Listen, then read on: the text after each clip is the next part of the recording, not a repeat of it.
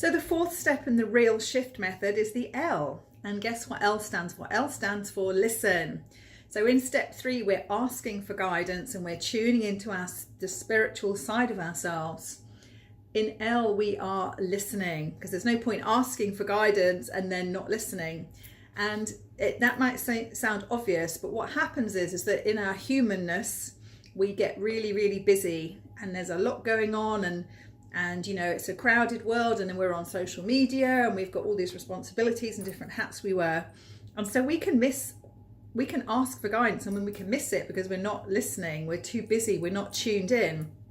So listening is about listening, not just with your physical ears, but listening from within, listening with, I've got hairs on me, listening from your inner. Again, this is about doing the inner work, listening from inside you, listening with your soul, listening on all different dimensions, not just physically with your physical ears, using your third eye to tap in and tuning in. And if you do any sort of yoga or meditation, you'll know that the third eye, which is in between your eyebrows here, a little bit behind, is where you focus when you want to tune into your intuition.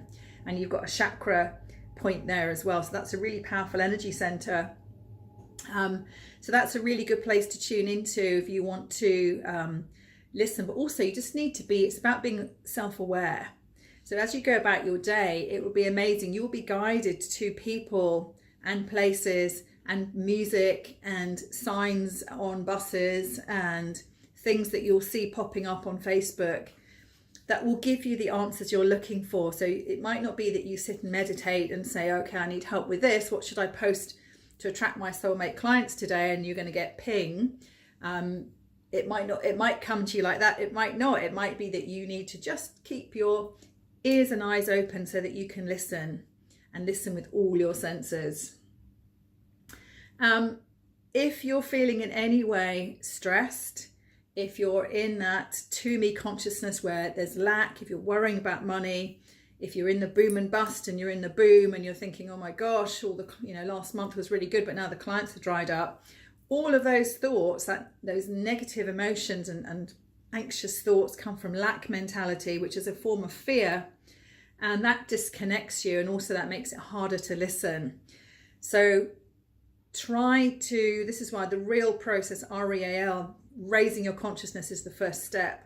Because if you raise your consciousness and you're operating at those higher vibrations, higher energies, higher emotions, it's easier to listen, it's easier to be tapped in. And we want to make things as easy for ourselves as possible. So learn to master your energy and your emotions. And this is where the mindset piece comes in aligned marketing as well. That emotions are your guidance system, and you choose how you respond to your emotions. And this is a real learning process. I mean, this is a lifelong process, because we all have emotions. We live by emotions, we buy by emotions, we're guided by our emotions, we get triggered by our emotions, but we actually have a choice.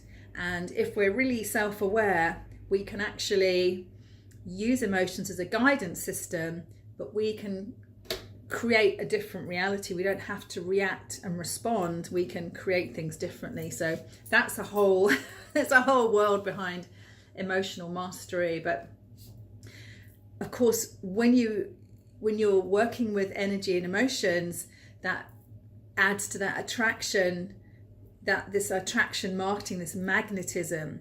So it's really, really important to get your head around that.